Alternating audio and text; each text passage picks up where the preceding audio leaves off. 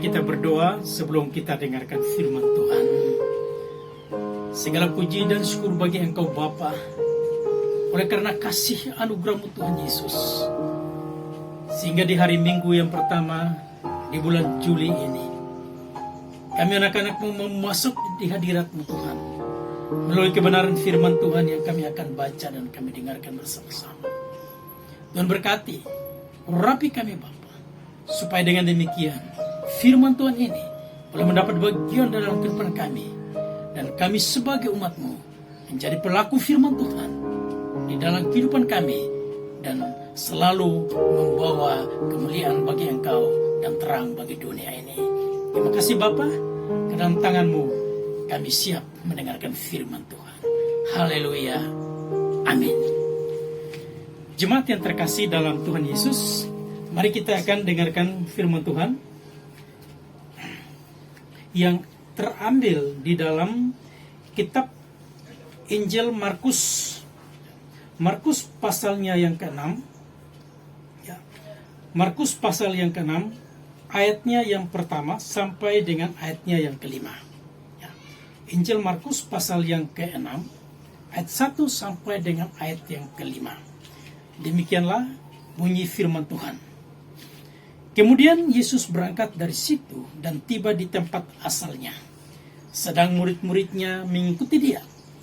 Pada hari Sabat ia mulai mengajar di rumah ibadat, dan jemaat yang besar takjub ketika mendengar dia, dan mereka berkata, dari mana diperolehnya semuanya itu? Hikmat apa pulakah yang diberikan kepadanya? Dan mujizat-mujizat yang diberikan, bagaimanakah dapat diadakan oleh tangannya? Bukankah ia ini tukang kayu, anak Maria, saudara Yakobus, Yoses, Yudas, dan Simon? Dan bukankah saudara-saudaranya yang perempuan ada bersama kita? Lalu mereka kecewa dan menolak dia. Maka Yesus berkata kepada mereka, seorang nabi dihormati di mana-mana, kecuali di tempat asalnya sendiri, di antara kaum keluarganya dan di rumahnya. Ia tidak dapat mengadakan suatu mujizat pun di sana, kecuali menyembuhkan beberapa orang sakit dengan meletakkan tangannya atas mereka. Demikianlah pembacaan firman Tuhan untuk kita pada hari ini. Yang berbahagialah adalah bagi mereka yang mendengarkan firman ini dan menyimpan di dalam hatinya. Jemaat yang dikasihi dalam Tuhan Yesus, hari ini kita akan merenungkan firman Tuhan dari kitab Injil Markus pasal yang ke-6 ayat 1 sampai dengan ayatnya yang ke-5 ini, di mana Lembaga Alkitab Indonesia memberikan judul adalah Yesus ditolak di Nazaret. Nah, saya memahami bagian firman Tuhan ini dan saya memberikan satu tema buat kita pada hari ini adalah menghadapi penolakan. Menghadapi, sekali lagi, menghadapi penolakan. Pada akhir-akhir ini, dan bahkan di dalam pengalaman kehidupan kita setiap hari, setiap orang itu pasti pernah mengalami apa yang disebut dengan penolakan. Lalu, bagaimana perasaan kita? Bagaimana perasaan saudara ketika misalnya saudara melamar pekerjaan, sudah mengurus akan surat-surat sini, melengkapi semua, tetapi akhirnya saudara pun juga ditolak. Bagaimana Anda ditolak juga oleh keluarga hanya karena Anda memilih pasangan hidup yang tidak diizinkan oleh keluarga atau tidak sesuai? Ketika Anda ditolak oleh keluarga, apakah sikap Anda? Atau mungkin Anda sebagai seorang anak muda yang ketika menyatakan cintanya kepada seseorang, kemudian Anda ditolak. Apa yang terjadi di dalam kehidupan saudara? Tentu saja muncul berbagai macam perasaan yang bercampur aduk di dalam hati. Marah, jengkel, ya, sakit hati, benci, putus asa, ya, frustrasi, dan sebagainya. Mengapa semuanya itu harus terjadi? Karena pada umumnya Manusia ingin dicintai, manusia ingin diterima, manusia ingin diperhatikan, manusia ingin didengar, bahkan dipuji dan dihormati. Itulah yang kita dambakan di dalam kehidupan kita. Tetapi pengalaman di dalam kenyataan hidup kita tidak selamanya seperti itu. Oleh karena itu, tema yang saya berikan pada hari ini adalah menghadapi penolakan. Bagaimana Yesus menghadapi penolakan ketika dia ditolak oleh saudara-saudaranya, ketika dia pulang kampung, ketika dia mudik sampai ke Nazaret. Dan di sana dia mengajar dengan penuh kuasa. Tetapi kemudian mereka menolak dia. Cara Yesus menghadapi penolakan ini berbeda dengan cara manusia menghadapi penolakan. Hal yang pertama yang perlu saya sampaikan buat kita di dalam kesempatan ini adalah cara Yesus menghadapi penolakan adalah yang pertama, Yesus berorientasi pada tujuan. Ya. Yesus berorientasi kepada tujuan. Nah, bagaimana Yesus tahu tujuan dia datang ke dalam dunia ini? Kita akan lihat bagaimana Yesus berorientasi pada tujuan ini di dalam Injil Lukas. Injil Lukas pasal yang keempat. Ya. Injil Lukas pasal yang keempat, ayat yang ke-16, 17, dan 18. Di sini juga judulnya adalah Yesus ditolak. Ya. Ayat 16 sampai dengan 18 berkata begini. Ia datang ke Nazaret, tempat ia dibesarkan. Dan menurut kebiasaannya pada hari Sabat ia masuk ke rumah ibadat, lalu berdiri hendak membaca dari Alkitab. Kepadanya diberikan kitab Nabi Yesaya, dan setelah dibukanya, ia menemukan nats di mana ada tertulis, Roh Tuhan ada padaku, sebab ia telah mengurapi aku untuk menyampaikan kabar baik kepada orang-orang miskin, dan ia telah mengutus aku. Yesus berorientasi kepada tujuannya. Dia diutus datang ke dalam dunia. Dia dipercayakan tugas dan tanggung jawab datang ke dalam dunia ini. Karena itu dia perlu untuk menyelesaikan apa yang sudah ditugaskan kepadanya, apa yang sudah menjadi misinya dari ke dalam dunia ini. Dia tidak memikirkan apa yang sedang terjadi di kiri kanan, bagaimana, apakah dia diterima atau tidak, dia disambut atau tidak, dia diterima oleh keluarganya atau tidak. Tetapi dia tetap pada tujuannya, yaitu menyampaikan kabar baik kepada orang miskin, dan ia telah mengutus aku, artinya Bapa yang mengutus dia. Bagaimana dia menyelesaikan akan tugas ini? Itulah sebabnya dia tetap berorientasi bahwa bagaimanapun juga tujuan misi Allah datang ke dalam dunia ini harus diselesaikan oleh Tuhan Yesus yang datang ke dalam dunia ini. Karena itu Bapak Ibu yang dikasih dalam Tuhan Yesus Kristus, melalui kesempatan ini kita melihat bahwa Yesus menghadapi penolakan ini, dia tidak untuk mencari pujian, dia tidak untuk mencari penghormatan, dia tidak untuk mencari akan apakah dia diterima atau tidak. Itu bukan orientasi dia. Tetapi bagi dia, firman Tuhan dapat disampaikan, kabar baik dapat disampaikan kepada manusia, agar supaya mereka bisa mendengarkannya dengan baik. Yesus dalam menghadapi akan penolakan ini pun juga bukan saja dia berorientasi kepada tujuannya, tetapi di dalam Injil Lukas pasal yang keempat ayat yang ke-19 juga berkata begini, untuk memberitakan pembebasan kepada orang-orang tawanan dan penglihatan bagi orang-orang buta, untuk membebaskan orang-orang yang tertindas, dan untuk memberitakan tahun rahmat Tuhan telah datang. Membebaskan, ya, membebaskan orang-orang yang tertindas. Artinya di sini bahwa hal yang kedua yang Yesus menghadapi penolakan di sini adalah dia tidak berorientasi kepada keuntungan pribadi, tetapi dia berorientasi kepada keuntungan atau kepentingan umum, yaitu kepentingan umat manusia, agar supaya mereka dapat dibebaskan. Artinya di sini bahwa manusia pada saat itu mengalami dosa, mengalami akan satu tekanan yang sungguh luar biasa.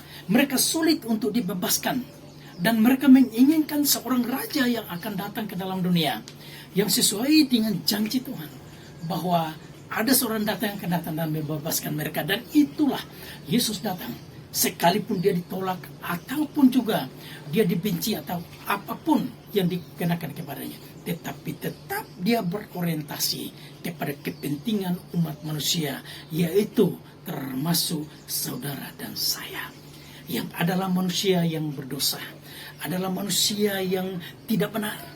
Tetapi karena dia datang untuk mau membenarkan kita, mau membebaskan kita, mau memutuskan akan kutuk hukum Taurat itu, mau memutuskan akan dosa turunan yang dari Adam itu, yang menyebabkan kita tidak mengenal akan Allah. Itulah sebabnya firman Tuhan datang kepada kita, dan Yesus menyampaikan hal itu di dalam Injil Yohanes. Ya. Injil Yohanes pasalnya yang ke-10, ayatnya yang ke-10 berkata kepada kami begini: pencuri datang hanya untuk mencuri dan membunuh dan membinasakan.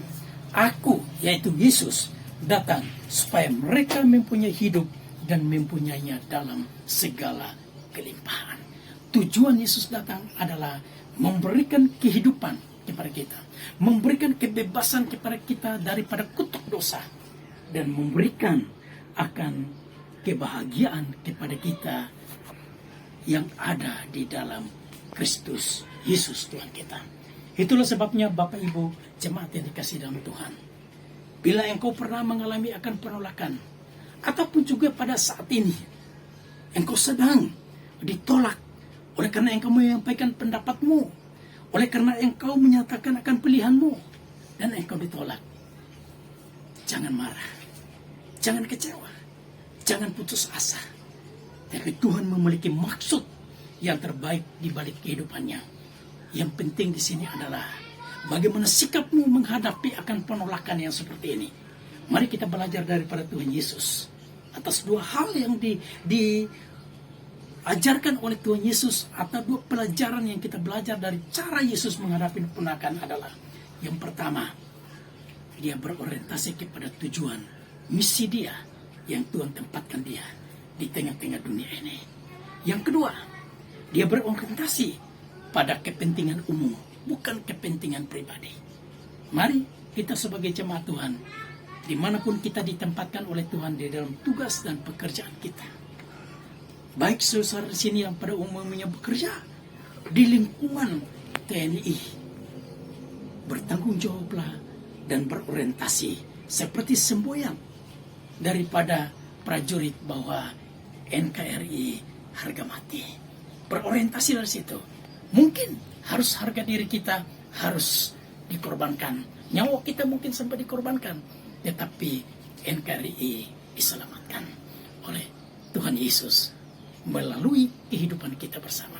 Mari, dan kita akan menyerahkan hidup kita kepada Tuhan dan menjalankan misi Tuhan dengan tujuan adalah supaya kebenaran ditegakkan dan firman Tuhan pun juga serta nama Tuhan dapat dipermuliakan.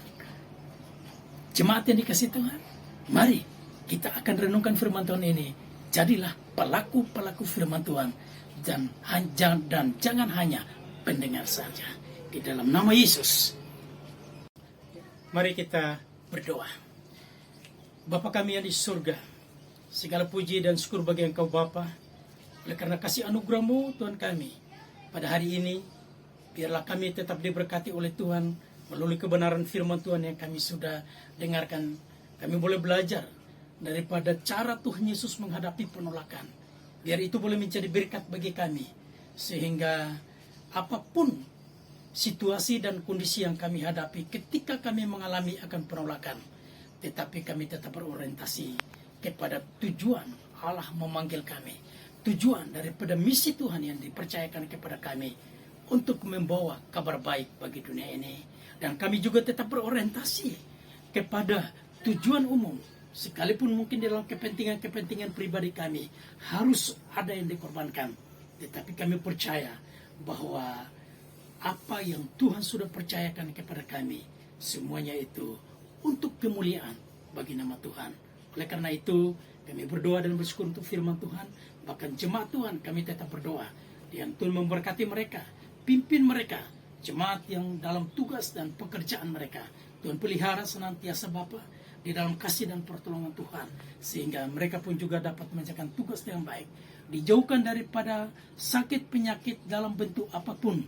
Situasi yang sekarang ini, pandemi COVID-19 yang sekalipun semakin meningkat, tetapi kami percaya bahwa anak-anak Tuhan akan terhindar daripada semuanya itu, karena Allah berdaulat dan memelihara akan anak-anak Tuhan yang ada. Begitupun juga pemerintah, bangsa dan negara kami, Indonesia, Tuhan tetap berkati. Dari presiden sampai kepada kepala-kepala daerah, bahkan pemerintahan RT RW, Tuhan berkati senantiasa. TNI, Polri, Tuhan juga tetap berkati. Para tenaga-tenaga kesehatan, para penegak hukum, Tuhan juga tetap berkati dalam menjalankan tugas dan tanggung jawabnya demi untuk kepentingan masyarakat Indonesia secara umum, diberkati, dilindungi, diselamatkan oleh Tuhan Yesus Kristus. Terima kasih Bapa, ke dalam tangan-Mu kami berdoa dan kami bersyukur untuk kebenaran firman Tuhan ini.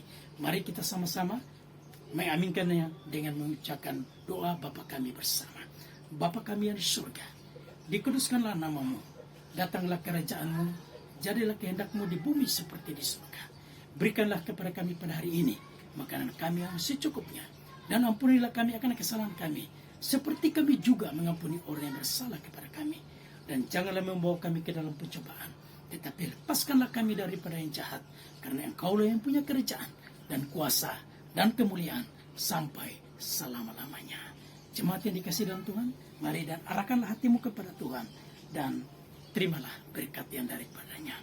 Berkat kasih karunia yang daripada Allah Bapa, Sang Pencipta langit dan bumi, berkat anugerah keselamatan di dalam Tuhan Yesus Kristus, dan berkat persekutuan penyertaan dalam pimpinan Roh Kudus memberkati saudara sekalian mulai dari sekarang ini sampai hari Maranatha Tuhan datang kembali.